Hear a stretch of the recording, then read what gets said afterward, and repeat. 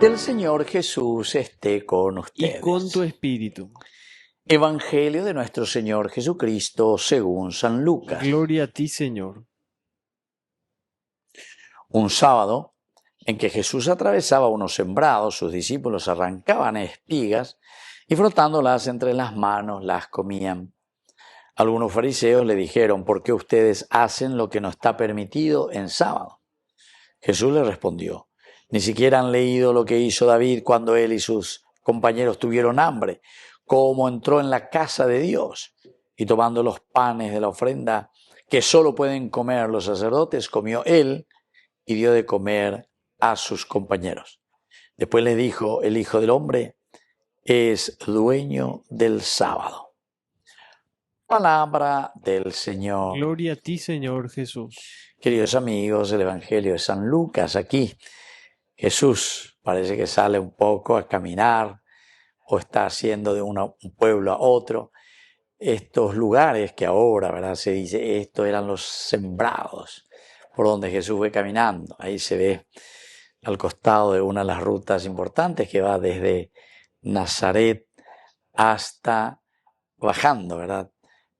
Cafarnaún, Tibería, en fin, toda esa zona muy interesante de Israel. Esta es ruta, Pepe. Pero en una de esas rutas, ¿verdad?, al salir de Nazaret a la mano izquierda, ellos dicen: este fue lo que aquí encontramos, el sembradío, donde Jesús y sus discípulos van caminando, seguramente que van hacia o de Nazaret hacia Cafarnaún o de Cafarnaún hacia Nazaret. Y los discípulos que van arrancando estas espigas. Ahora, ¿por qué ustedes hacen lo que no está permitido en sábado? ¿Por qué hacen lo que no está permitido en sábado? Ellos no podían trabajar, entre comillas. A ver, esto ya es un cierto trabajo. Esto ya es algo que no estaba permitido según el Antiguo Testamento, según la Torá, la ley del Señor. Pero Jesús, sin embargo, cuestiona y va mucho más allá. Va ese papá, lleva allá en el Evangelio. El Hijo del Hombre es dueño del sábado. Este es el famoso ritualismo. Entiendo que muchas veces ya he estado, Pepe, la cuestión del ritualismo. Entonces, esto se hace, esto no se hace, pero no le damos lo esencial y lo fundamental en cuanto a su significado. Y ande upea ya se cansa yo que fuera buscar el significado profundo, buscar aquello que el Señor nos está diciendo que nos va a ayudar a comprometernos con los demás. Y esto es entonces lo que hoy el evangelista Lucas nos quiere decir. El Hijo del Hombre es dueño del sábado. No podemos esclavizarnos a las cosas que son normas, que son leyes, etc.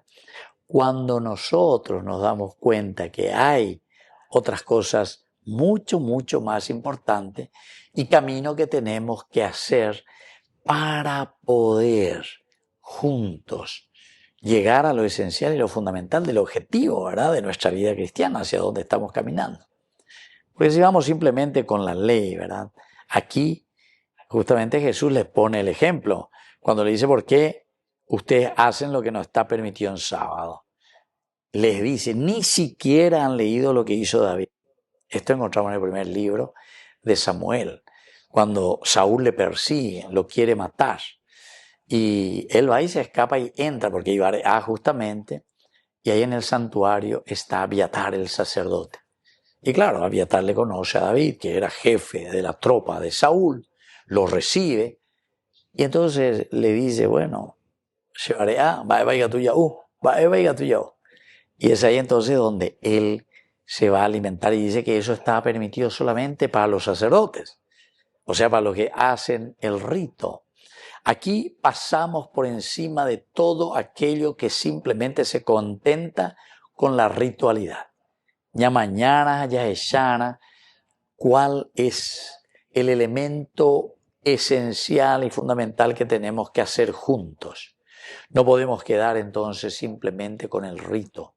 No podemos quedarnos, queridos amigos, simplemente con aquello que es externo. Entonces, por eso Jesús les cuestiona: ni siquiera ustedes han leído lo que hizo en la casa de Dios y tomando los panes, dice, para las ofrendas que solo pueden comer los sacerdotes, comió él, es decir, David, y también todos sus compañeros.